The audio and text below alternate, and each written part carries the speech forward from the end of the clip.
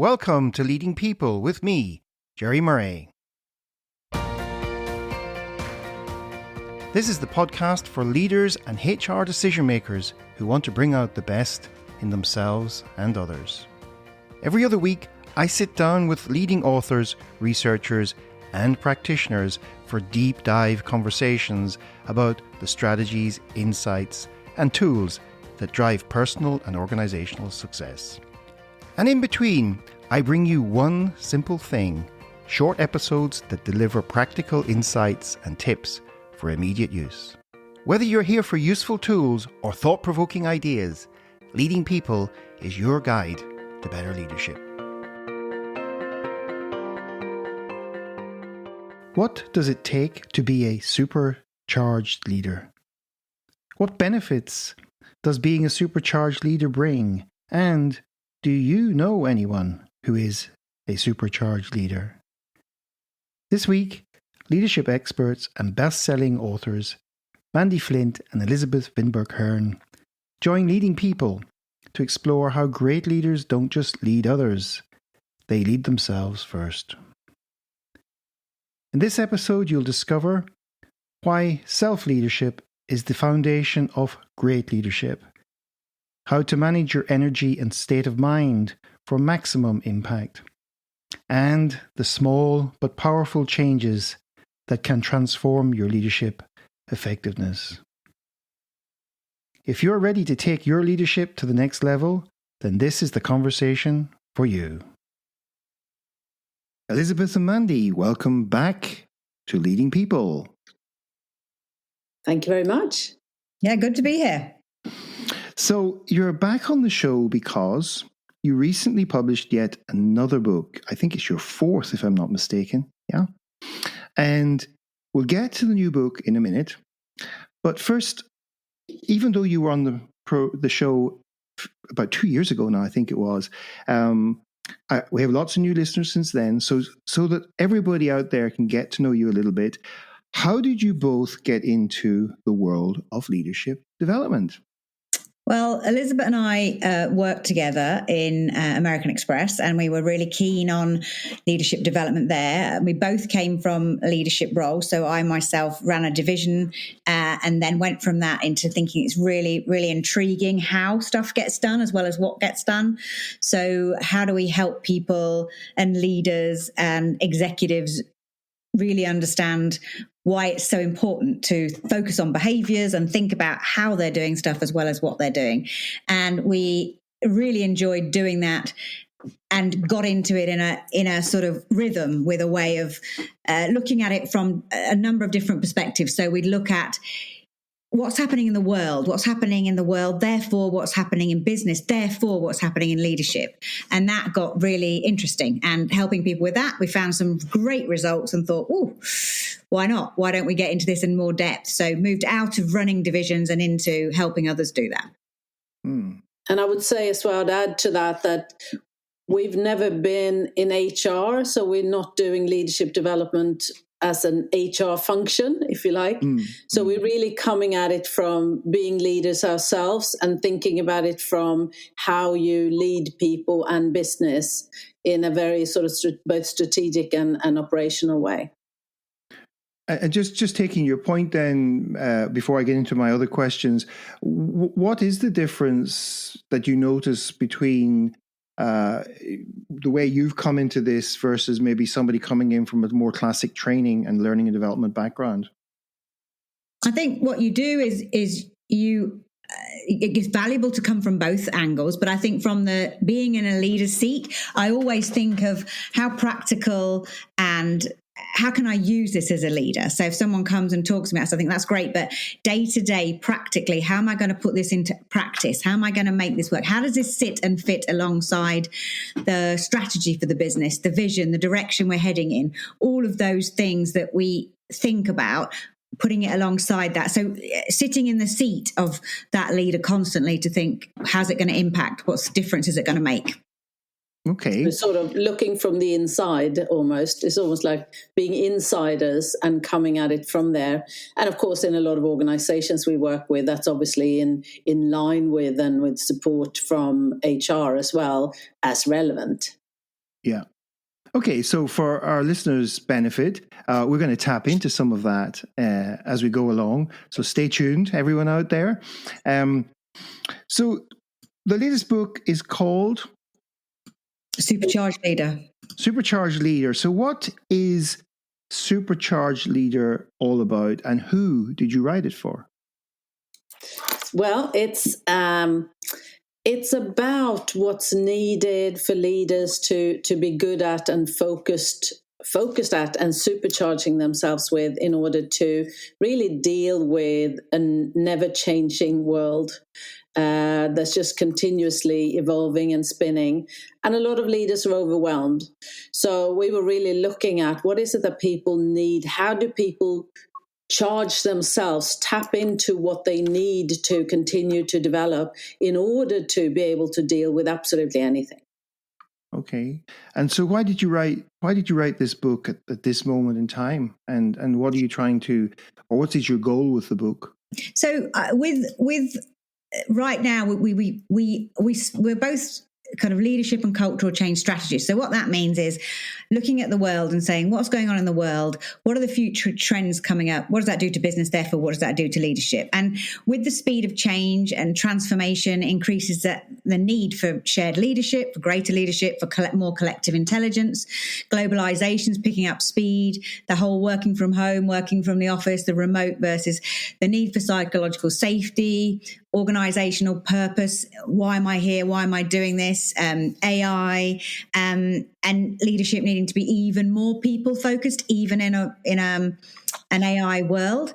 Is how do people, if we think of all of that, then how do we help leaders get ready for that? And actually with AI, get ready for anything. So they don't know what the next thing could be. So for example, when COVID came around, it fundamentally changed leadership. So what does that mean in terms of it fundamentally changed leadership?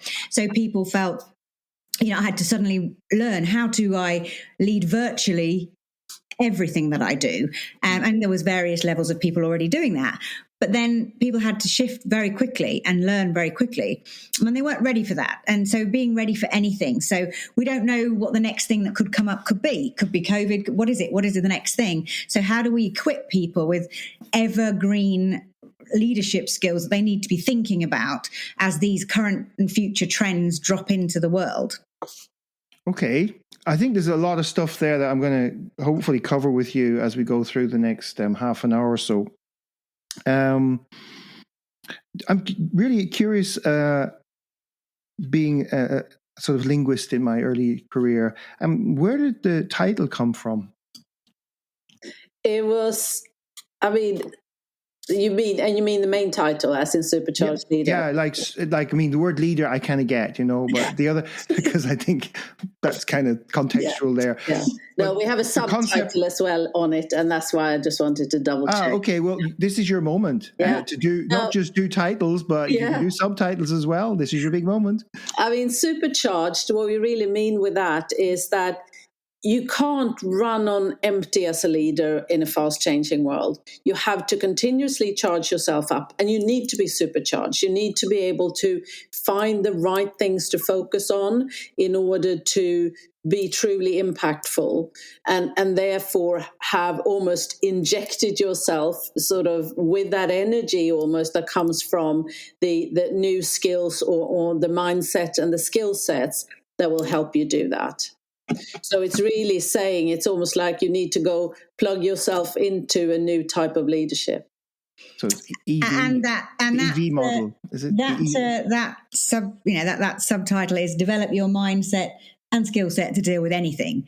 And when the publishers talked to us about that, we said, gosh, to deal with anything, that's a big thing to say, isn't it? And they said, yeah, but you are getting them ready to deal with anything because you don't know what's coming next, and you're preparing them to prepare themselves to be ready for that. So a leader I was talking to recently was saying, I don't know, the AI world is moving so fast, and they were in the banking tech industry, and they were saying the world's moving so fast. I don't know how to help my team because I don't know what's coming next. So what do I do with that? And, I need to get them to, I'm the leader, but I'm not supposed to, I can't possibly know that. So how do I get the best from my people and use the collective intelligence in the team to do that? So what is it that I can be thinking about there? So I think, although we say that anything is the title, we mean anything, and it's quite a big statement, I think. Yeah.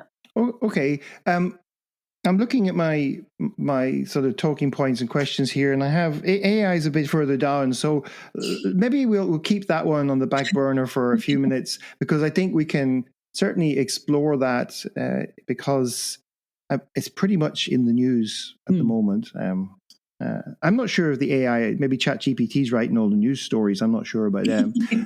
Sort of self-promotion. I'm not sure. Yeah. Who knows? On Leading People, the goal is to bring you cutting-edge thought leadership from many of the leading thinkers and practitioners in leadership today.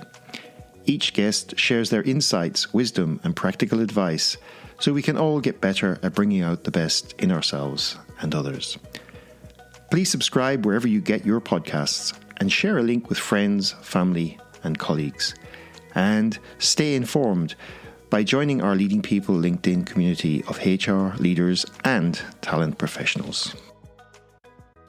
Let's get to these. You have 6 superchargers. So tell us about how you identified 6, not 5, not 7, and what sort of research did you do to identify these and formulate them?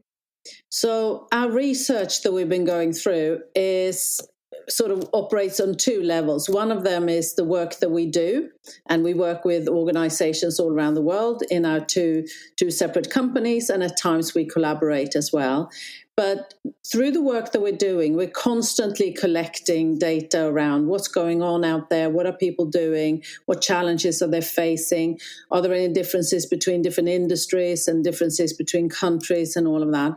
And through that, as we started to collect, we're also obviously continuously ourselves doing research from other sources and looking at, are there any recent data that's relevant that can sort of validate some of our own findings. And that's really what we've done as we put this book together. So we basically put everything on the table and we said, okay, what are we seeing? What's going on out there? What are the trends in the world for people? And also, what are the challenges that we can see that leaders have?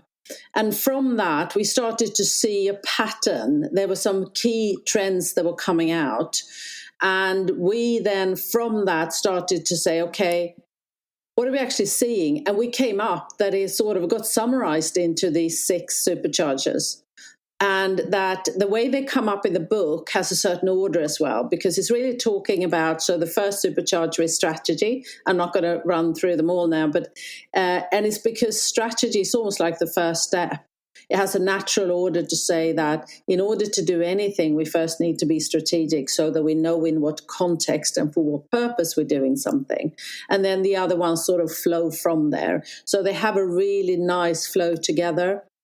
And the idea is that once you start to engage with your superchargers and really look at, am I strategic enough? Am I inclusive enough? And so on. And you start to really tap into that in your own leadership, then they also feed each other. So the more you do one thing, that starts to have a knock-on effect on the next one and the next one and the next one. So it's almost like it becomes a spinning wheel when all of these sort of engage with one another, if that makes sense. And I think, Mandy, you wanted to add something. Yeah, and I think I just add to that, we also interviewed a number of CEOs along the way in part of the research to find out what they were thinking. And it came out with the strategy, inclusion, connectivity, collective intelligence being needing to use our collective intelligence, because we can't possibly all know it ourselves or know it all because the world's moving too fast. Another one of them is learning. So there's a great chapter on learning, because we almost have to learn again to be in a constant learning mindset.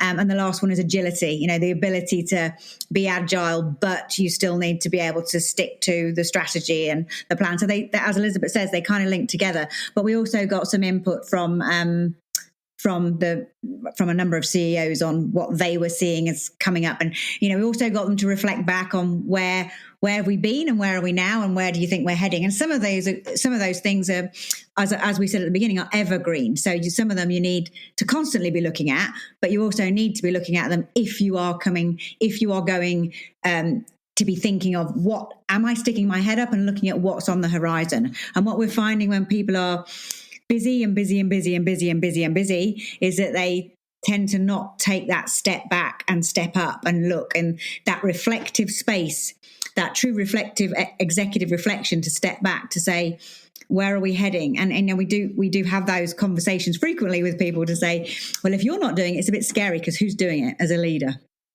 So those came into it. So you're kind of introducing or preempting some of the questions I have here, and now I have to make a choice about which one I go to next. Because Elizabeth, I think I'll come back to yours in a minute, Elizabeth, because this whole idea of it being a system, which I think is what you were saying. Let's explore that in a minute or two. Something that you wrote, you sent me a little bit of a preview of the book, and I went through it. And something that you wrote, and it's actually, I think, reflecting what you just said, Mandy, towards the end there, which grabbed my attention. You kind of say leaders are just so busy with the day-to-day that they don't have time for many important things, such as strategic thinking. Now, if I put myself in the shoes of a leader listening to this today, they might be going, how the hell am I going to find this extra time when my resources get more limited, my people are stretched, more people want connectivity with me, which you're advocating in the book. And, actually, unless you give me 8 days in the week and add another 26, make them 26 hours long, I'm not sure. I know I need to be doing this, right? But how am I going to do it? Yeah. And that's such a fabulous question that's asked over and over again by all the people that Elizabeth and I work with. How am I going to get time to be strategic?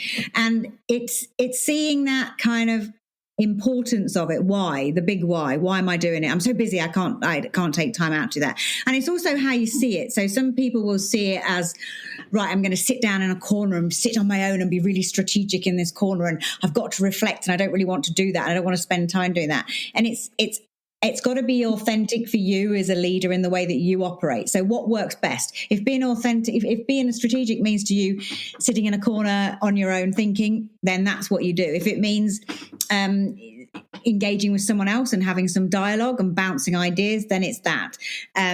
It's whatever it means for you. But it's not saying that, oh my God, you've got to change it to 80% of your time is in the strategic space and 20% of your time is in the non-strategic space. It's saying just turn up the dial on the amount of time you're doing it already. So whatever you're doing already, turn the dial up. And don't see it as an extra thing to do. Put it in as something that what are you already doing that you could be thinking strategically about? Because everybody always says, I haven't got extra time to do it. Well, then if it's extra time, don't make it extra time. Put it in as, what have I already got on my agenda and already got in that I need to be just spending some strategic space in? That's, it's taking those things, the steps, rather than a massive leap. And some people may need to take a big leap because, some of the leaders we work with and some of the CEOs will say, if you're not thinking about it, then who is? Who is spending that time? Your people need you to be spending time in that space. So it's not for you, it's for those people. Think about how much they would like you to be doing it, how much value they would say you're going to add to me if you do it. Yeah.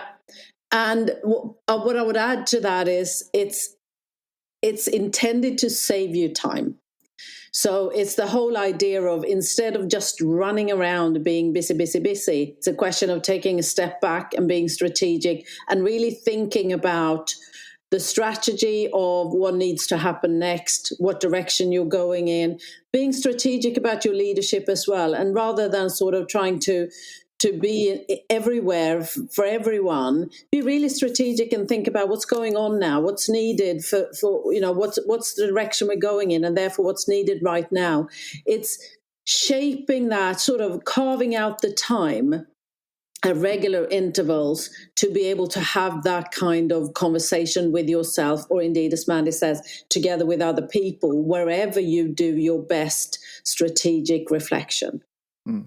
So I got a little bit bounce spontaneously listening to what you're both saying there. one of the things that strikes me, because you mentioned it quite a bit at the early stage about this kind of VUCA world, there's the whole AI thing. There's been the pandemic a few years ago, and all of this would add up to one of the U in VUCA, the uncertainty thing. But the brain doesn't like any of VUCA. It'll set off that sort of fight or flight response. And I'm just wondering, and I'd like you to comment on this, with the virtual hybrid model that has emerged, and all this stuff which is kind of probably creating a high alert status in people's mind. How many leaders are actually going back to worrying about, are people doing what I want them to do, and over controlling situations? Because it's not because it's a cognitive thing. It's because they're in neurology is saying, oh, you need to check. Just you never know what's going to happen. And so they're spending more time in these operational spaces than they may need to. Like you probably say to the guys, you don't need to do all of that stuff. You could step back. And how much of this are you seeing where, since the pandemic, the people aren't visible anymore in the office? In a lot of offices, I know there's a big drive at this moment in time to get more people back to offices. What's your thoughts on that? There's so much to say about that. Their leaders are obviously needing to trust people, and to some degree, that's part of what this book is all about. How do you really connect with your people and with team and help people see the overall picture, so that you can also start to trust people? Because you have to be able to trust people in order for everything to work. But it's not just a question of say, okay, now I'm going to trust everyone. There is a process to that, of course. It's actually something that you, with your leadership, can do, but through your leadership as well. And this is something we talk about in the book. You need to communicate with people in such a way that they are not fearful or overwhelmed, which can be a challenge. But there's a lot we can do with that, by understanding how the brain works and how we don't sort of throw people into fight or flight mode, but actually allow them to have access to the brain chemicals that will allow them to do both critical and creative thinking. And that's a big part of the kind of leadership that's in the Supercharged Leader. And I would add there also that what happens sometimes, as you said, it happens a lot when people can't see people and, what are you doing? Are you doing the thing? So you do get a lot of leaders who will move more towards the controlling element of that. And, so trust is a thing, and letting go and saying, because what happens if you control that, and we work with many leaders saying, so if you're controlling that, what you're doing is you are taking away that person's ability to learn and grow, because you're doing it for them, or you're doing it. So if you think of it like that as a leader, think, what value am I adding at this point? Over controlling isn't adding a lot of value. So so let go, and we're seeing more and more people learning to do that, but also, I think more people after the pandemic are having to learn to be a great leader. Self-leadership is a huge part of that. So your impact and the effect that you have minute by minute, day by day, second by second is more important, even more important than it has been before. So that whole ripple effect, what are you creating? What impact does that have on the future? You play a huge part in that. And so you can set the tone, set the culture by not over controlling. And what does that create? And what does that give? And how much do people learn and grow with that? And what's the part that you play, and how much value are you adding? Okay, I'm going to come to you in a minute, Elizabeth. You're giving me so much rich stuff here that now that I have two people to work with on this, I because one of the reasons I do this is, and this is no secret, is my guests are so brilliant at they feed me lots of great things I can bounce off and that. Yeah.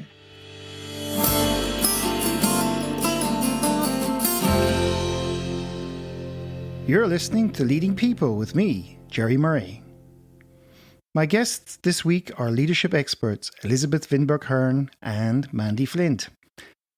Coming up next, Mandy and Elizabeth share how to recognize when your leadership energy is low, why trust is the fuel for high-performing teams, and the mindset shifts that separate good leaders from truly great ones.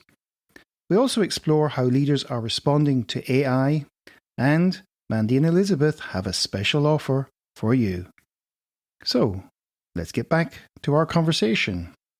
Self-leadership, that's one of the kind of qualifiers for this podcast is how can you bring out the best in yourself and others. So leading people is not about leading everybody else. It's first and foremost, how can you bring out the best yourself?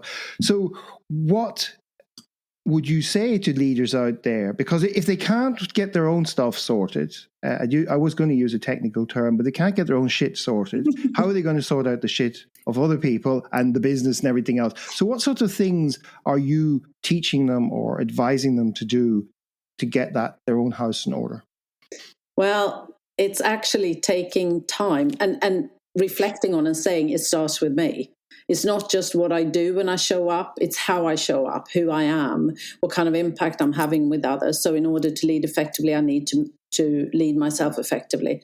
So some of the things that we do there's a lot, and we've spent a lot of time in the self-leadership space to really help equip people that way. But it's really daring to look at ourselves and say, what am I best at? What am I struggling with? How do I, for example, it can be as simple as, imagine you're having a meeting and you're getting really frustrated because you're in a meeting with someone that it was a bit of a conflict, and you go out of that meeting, and it can be online or it can be in person. And then you go straight into the next meeting. And if you don't understand what that first frustration has brought into how you're feeling, you're going to walk right into the next meeting with that bristling with that frustration. And you may not think that anyone else is picking that up, but there's going to be a ripple effect to the next meeting. So it's a whole event. Yeah, go on. You're going to contaminate the next meeting. Exactly. Yeah, that's a good way of describing it. This concept of states yes. are contagious. Yes, definitely. It's the first thing. If I'm working with somebody in a coaching capacity who isn't, let's say, managing their state well enough in terms of what's the appropriate state for that context, one of the first things we work on is you know, your state is going to affect the people around you, particularly if you go into rapport with them, because they pick up it's energy essentially at the end of the day. So they're going to pick up on your vibe, whether you're in a positive state, you know, positive mood, whatever you're going to call it, or you come in negative. It's going to affect everybody else around you. And some leaders lack the self-awareness. They say, how come I just went into that meeting? I came out of that terrible meeting, going to this other meeting, and it's just as bad. Because you took it. You took it from one to the next. And I think that it makes me think really much about, you know, how leaders prepare for those things like the state management. But rather than leaders prepare a lot for what do I need to do in this meeting rather than how do I need to be in this meeting. Spend so much time in that. Yeah, that I could probably do that standing on their head. It's the to be bit that's the, you know, so I'll say to some of them who are really in a hurry, I'll say, look, even if you just take a breath between one meeting to the next, and to you that seems like forever. If someone's really fast moving, you can hardly say to them, stop, think about it for a minute. It's like, just take a breath. That'll do. Just do that to give you chance to move to the right state. Because how do these people need you to be, and how do you need to be? And I think that's such a simple thing. You know, how do you need to be, not what you need to do. And the interesting thing linking to that is that it's almost like at every time you have an interaction with someone and it's a negative one, and this is true in any kind of constellations, but it can be particularly relevant to look at from a team perspective. It's almost like a bank account that you have together. And if you had a negative experience with someone, you need to have 3.5 positive experiences to make up for the negative one. Which means that if you don't know how many of these negative ones you create, it might be a really long way back to get back to some kind of a good balance. That's another reason why self-leadership is so important. Yeah.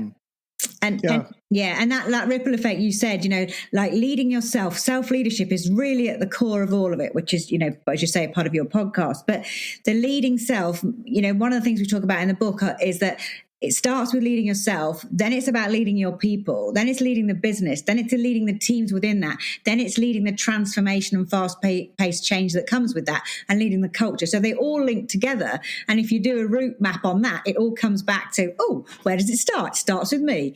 So it's that really... Once people get that, they really can fly, because they get the fact that this ripple effect is starting with me and it's coming back to me. And and you'll create that culture whether you're paying attention to it or not. And I think that's what we talk a lot about as well. We talk about the cultural effect. Okay, so I'm going to take a lot of that now, what you said, and I'm going to. I mean, I like you. I like to read a lot, and I have an extensive book collection over here. What about middle managers and all of this? Some of the most recent stuff that's come out from McKinsey and from Gallup about, the downsizing movement. Remember the re-engineering movement way back 25 years or so ago? We do yes, remember. You might have even been re-engineered as part of it, and all the craze in the 90s around that. And then there was this idea that, well, we don't need middle managers. I mean, organizations can be flattened.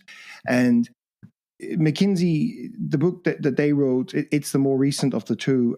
They're really pushing this idea that middle managers have a real important role in translating.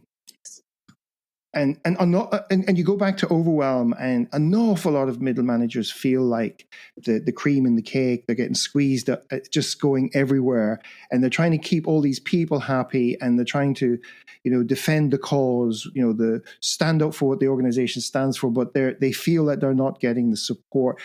What have you been discovering because you're probably working with some of these middle managers who are transitioning to what they tend to call senior leadership roles. What are you learning from meeting those people, and what can you say to those people out there listening to this podcast? Well, we see leaders at all levels, and the middle managers, they are indeed, as McKinsey said, very, very important, and all the things that we talk about in the book is just as important for them as for anyone else, and because it's got to do with career progression, of course, but also because ultimately the greatest impact on employees is from the immediate leader. So for that reason, leaders that are somewhere in the middle there need to become really good at managing expectations in all directions. Because I think often the problem for middle managers is that, as you say, they feel squeezed from both ends. And one of the reasons for that is also that there are often very mixed expectations from different directions within an organization.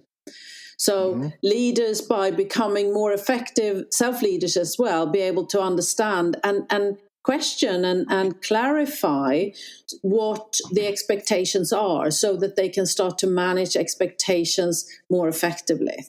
And this is quite a big topic. I could probably expand a lot more on that. But the whole ideas of creating the kind of mindset and skill set that you need to be able to deal with anything is something that can very much strengthen this middle layer as well.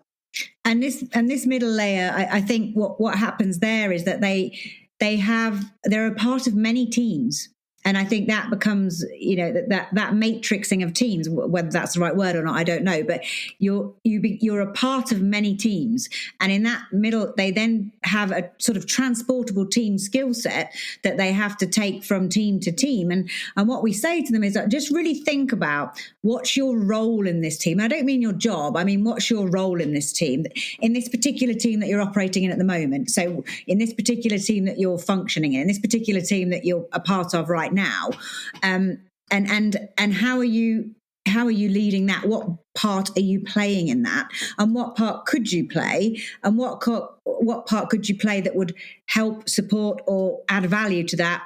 And I think the other thing that we're seeing a lot of now, and we're doing a lot of work on, is igniting that peer-to-peer interaction, because there's a lot more in that middle management phase of the more people open up to the peer-to-peer part of that, the more they learn, the more they develop, the more they grow, because they start to think in the middle layer, they tend to think, oh, I'm going to lead up, I'm going to lead my boss, I'm going to manage my boss, and I'm going to lead my people. They don't necessarily think about that group in the middle themselves as a really good set of learning from their peers and developing with their peers, and that becoming so fundamental in that middle management layer.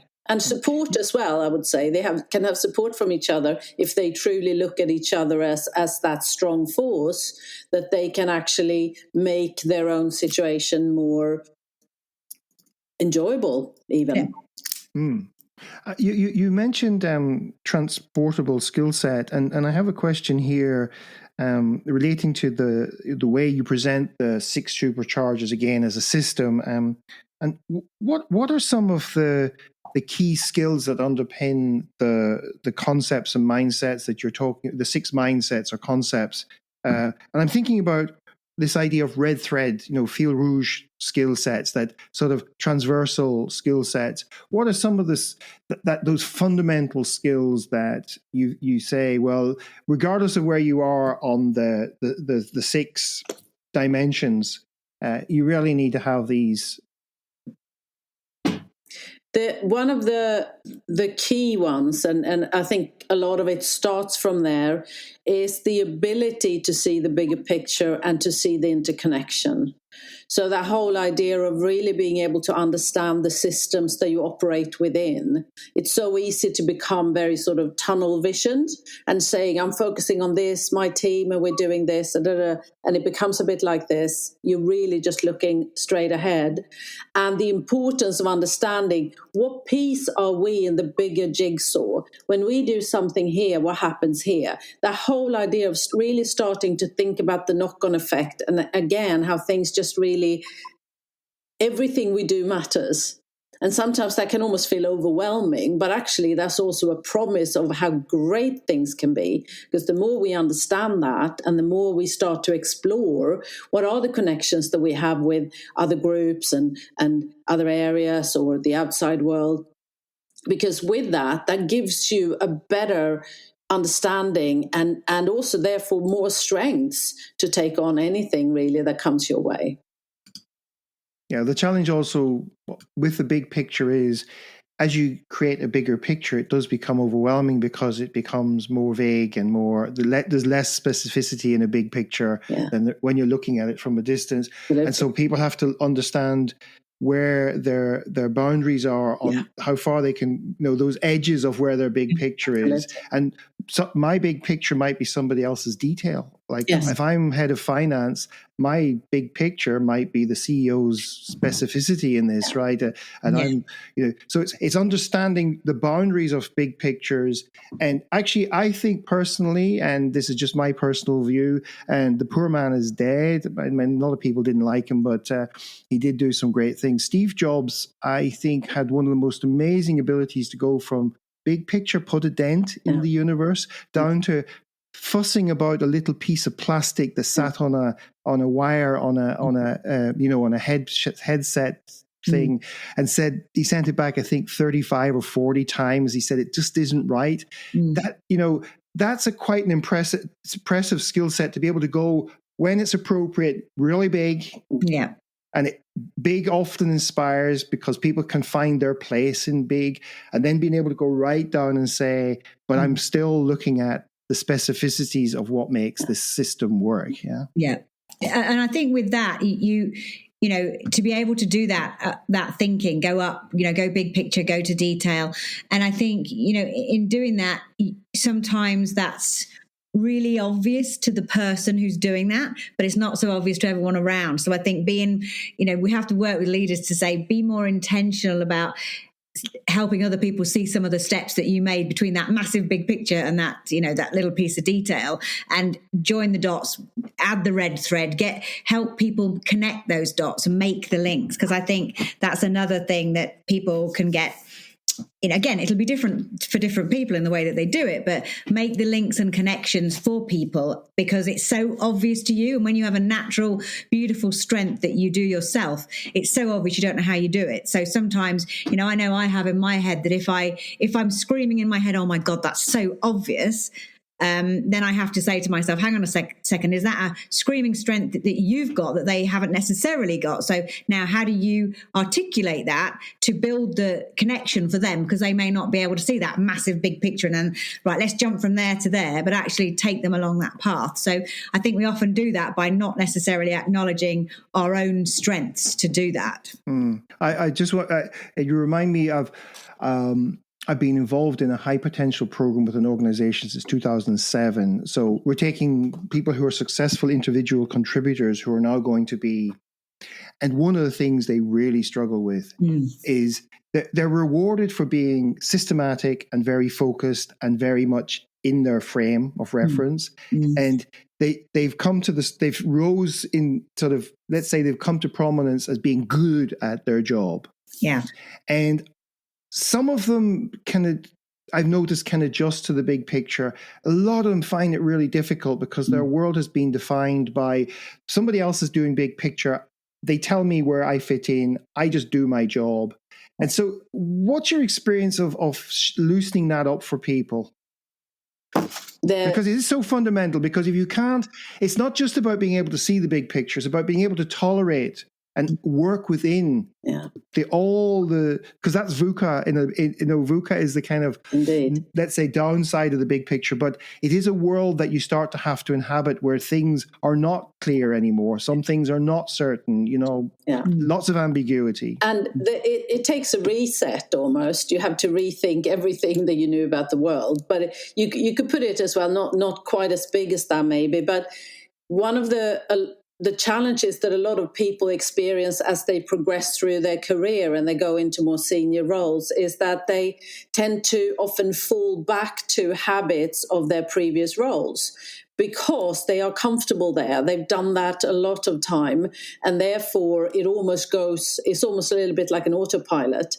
And anything that's different to that, whether that then is really looking at an unpredictable world with curiosity and joy, may not be the most obvious thing to do. So it takes specific focus and action to get to there. Mandy, you want to add to that? Yeah, I was just going to say, I think it takes one of my favourite chapters in the book, if I'm allowed to. It's a bit like children, you're not allowed to have a favourite chapter, but I've got one. One of them is learning, and it's about the learning, your ability to learn and to continue to learn, and creating a culture of learning. But I mean, letting people, not the whole let people fail, I mean, really creating a culture where you're learning, you have a mindset, people are curious, you have your curiosity, there's a drive to learn. But it also means it starts with us. And I think sometimes people, it's like that, how coachable are you? So sometimes when people get to a certain level, people think they're not coachable, although they are coachable, but because they kind of normally do have the answer and they know the answer, so people think, oh, they're not really, can you coach them, or are they coachable? That whole coachability thing, not because that's their intention, but because they just do know by that point they know. So it's taking that and really, how coachable are you, and do you need to learn again, or show people that you can learn again, and share your wisdom with people, and have those kind of constant conversations. So Elizabeth and I in the book we're on a campaign, whether it's just the two of us or not, I don't know, to stop the word feedback. We want to change the word feedback and just call it constant conversations. Why do we need to have feedback? It's like we should just be having these conversations all the time. It's not just about, when you get to an appraisal time or something. It's actually having the conversation as we go along. And that's part of learning. There's also almost a trap in being an expert. And I think the more senior you become, the more you often become known for being an expert in a field. You're very experienced. So people sort of turn to you, and even if it's not intentional, a lot of leaders then think, therefore I should be able to just do this now. So it's actually also part of being a supercharged leader is to be so strong that you dare to be humble and say, okay, I'm very happy to listen to what you've got to say. I don't have all the answers, and that's okay. But that might go against what you actually really are used to, if that makes sense. There was a sort of question formulating in my head, and you kept feeding it, so I'm going to ask it. How do you deal with the situations? Because you talk a lot here about the learning and the failure and various other aspects of that. We talk about trust and that. But in some leadership teams, there's a lot of posturing going on and a lot of, I don't want to look weak with my peers, because you mentioned peers earlier in that. And one of the things I'm always curious about, with whether it's a senior team or any type of team, is I spend the first 90 minutes doing some very light stuff, because they think I'm just doing these kind of icebreakers. I'm actually trying to measure the psychological safety aspect in the room, to see who actually is comfortable being themselves, volunteering information without checking and looking, who's posturing, who's trying to get one up on somebody else, etc. And the reason I asked the question is because, I was chatting to somebody from Great Places to Work recently, and that'll be another podcast episode. And you mentioned it yourselves earlier. Trust is fundamental, and walking the talk, this is what people are looking for from their leaders. But if they can't sort that out at their own level, and the Japanese phrase, the fish rots from the head, how do you get that message across to people that, they've got to lighten up and loosen up themselves, amongst themselves, right? To be able to be vulnerable, to be humble, whatever it is you want them to be. That's a whole podcast in itself. It's always like, where do we start with that one? It's obviously give us the those little, the Dutch call them hapjes, the aperitif, the little finger food you get, yes. The amuse-gueule, the French call. Give us that version of it. What would be a couple of things that you've noticed that kind of help the leaders feel more comfortable with each other, and they don't have to be the best in the room? Again, it happens. It's a question of them actually getting together and knowing each other, and becoming very clear about how do we lead together. As in, we're not just responsible for our division or our area, our space, but ultimately, as a leadership team, we're all ultimately responsible for what happens to the business. So it's a question of starting to talk about it, helping them to think about their reflection as a team. Mandy?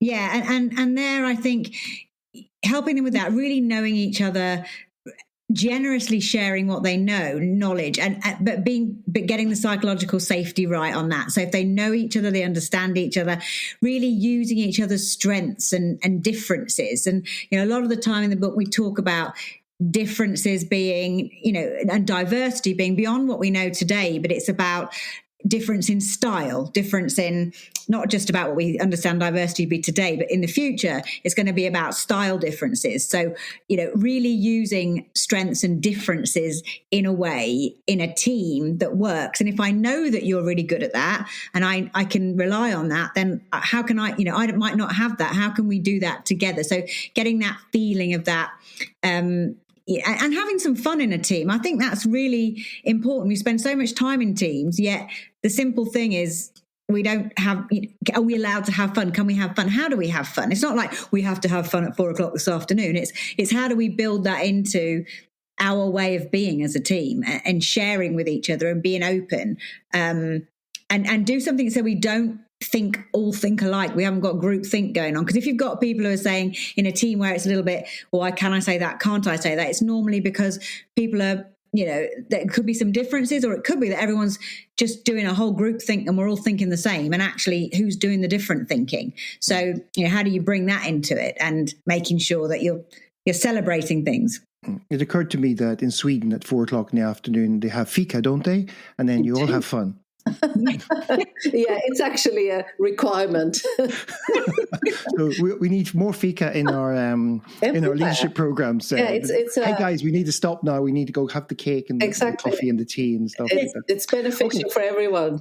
So the last big topic which we had at the beginning, and everybody's been waiting and waiting to get to this topic which we touched on and we're coming back to. There's a lot of hype out there about AI. And I mean, to the point where it's actually quite overwhelming, the type of hype. And now it used to be like, did you see the match on Saturday? Now it's like, have you used ChatGPT yet? You know, you're at a cocktail party or whatever. Are you using it? Oh, how do you find it? You know. So what's your take on AI and its impact on how organizations will be led in the future? Well, we're all on a learning journey when it comes to AI, and when it comes to leadership, it's also a question of thinking about being strategic about AI and thinking about what is really AI, what does it mean for us, what does it mean for our people, and therefore, how do we create an ethical, healthy AI that actually is useful for everyone, and where we can really also use the collective intelligence with the machine intelligence and the human intelligence. So it's really for leaders to become really clued up, and not just we're using ChatGPT. It's much bigger than that. So it becomes, because I know that sometimes some of the practical things are easier to get into, but as leaders, it's really important to have leaders at all levels understand the whole opportunity and some of the challenges with AI. So it needs to be an intentional learning journey for everyone within the organization, but it really starts with the leaders. You use the term clued up. How clued up are the leaders that you're meeting? I mean, the challenge with all these terms is that people throw them around and they form a reference point even without even trying them out. And, you know, ChatGPT, I use it because it's the kind of topical one. We know that there's a lot more AI-enabled tools out there. Even they've been there for quite some years behind the scenes doing lots of little automations and things like that. But how clued up are people at the moment?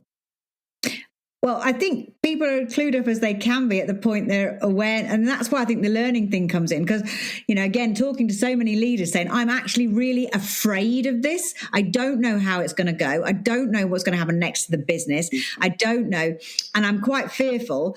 But I said it earlier, I don't know how to lead my team through that. And it's like, you need to get back to, you know, some of the points we talked about. You've got to use the collective intelligence because you can't do it on your own. You can still lead without knowing the answer. And I think that's the fearful thing for leaders is, I don't know the answer to this.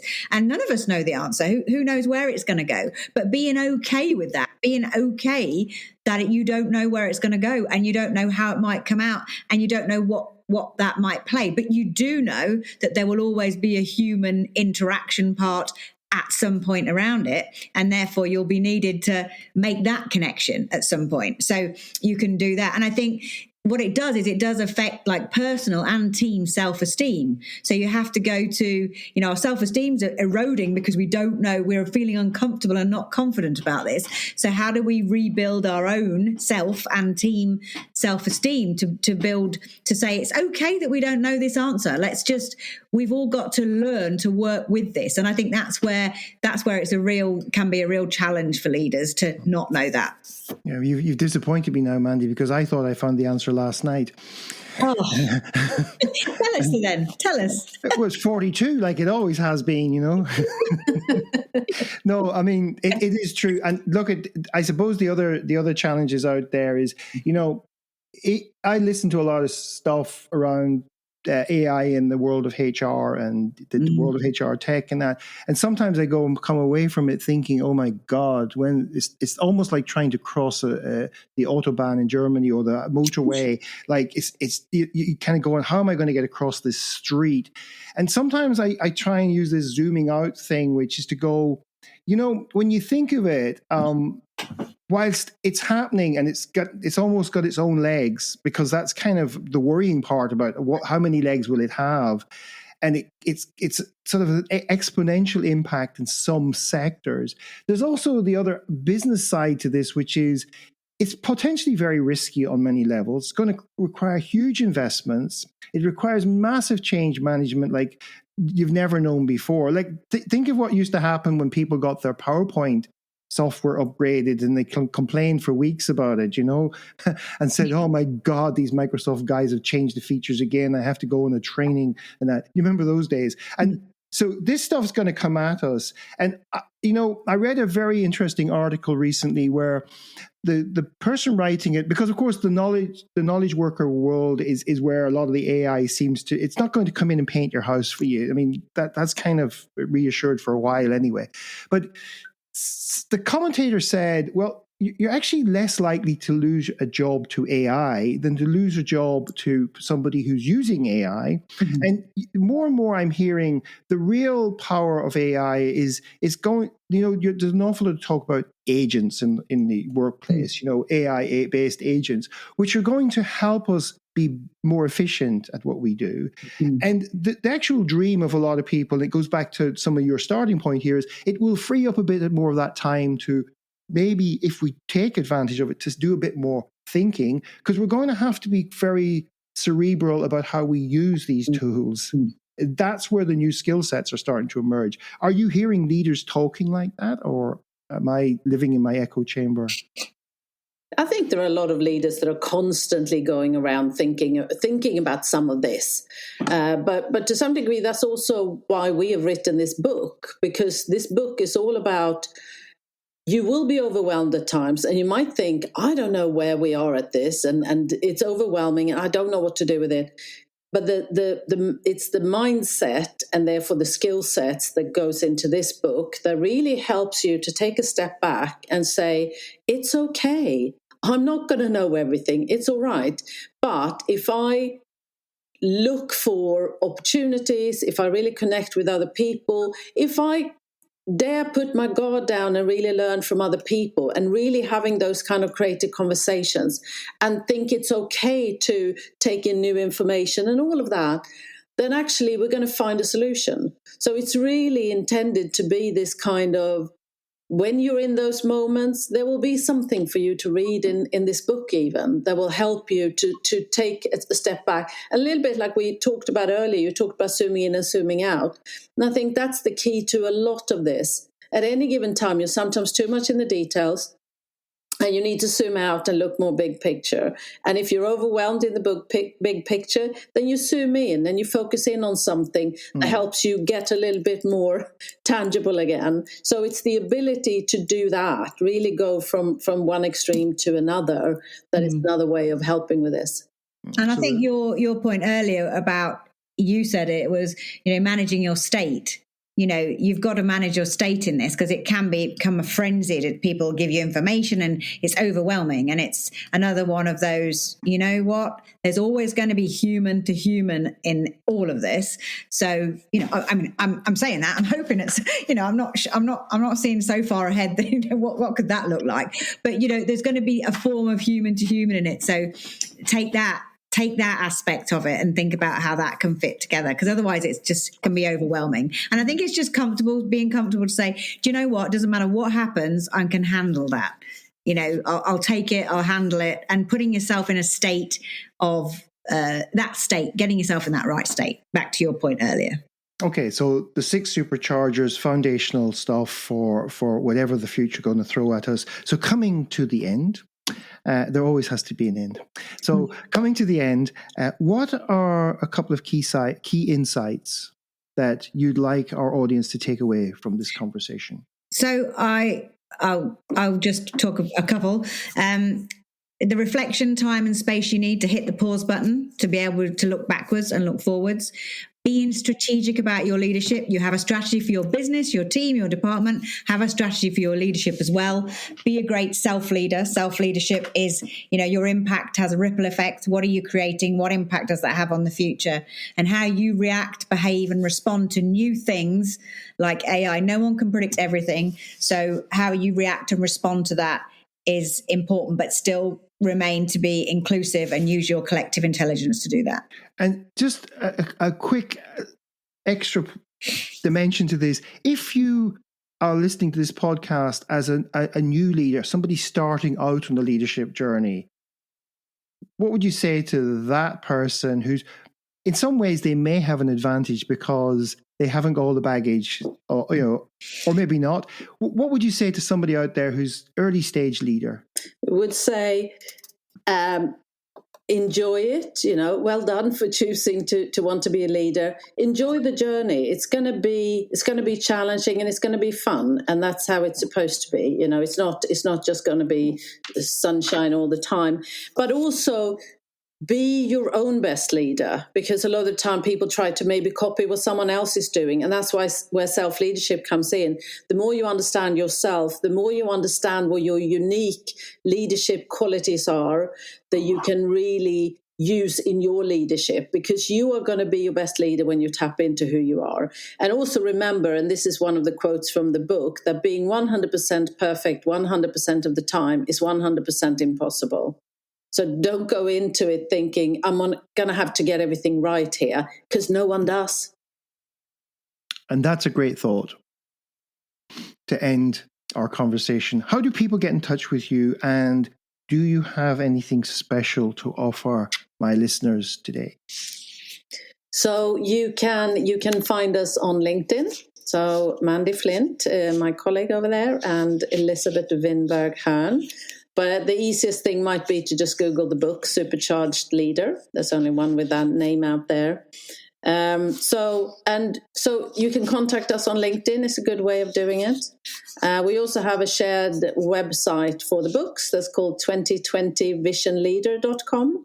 So that's also a good place to go for a lot of different resources. But we wanted to say that for the first 4 people who contact both of us on LinkedIn and ask to connect, the first 4 listeners that contact both of us, we're going to be sending you a signed copy of the book, wherever you are in the world. Okay. And I'll put links in the show notes. And as ever, Elizabeth and Mandy, thanks for sharing your insights, tips, and wisdom with me and my listeners here today. Great, thank you. It's been real fun to join you. Indeed, thank you so much. Coming up on Leading People. A lot of people get to the C-suite able to manage much more those lower levels of details that you just described. So they're comfortable in that space, and they'll spend a lot of time there, and they'll occasionally go up to what you're describing, that back and forth. The invitation through my book is to kind of, although I don't use this model, this framework you just described, it makes tremendous sense.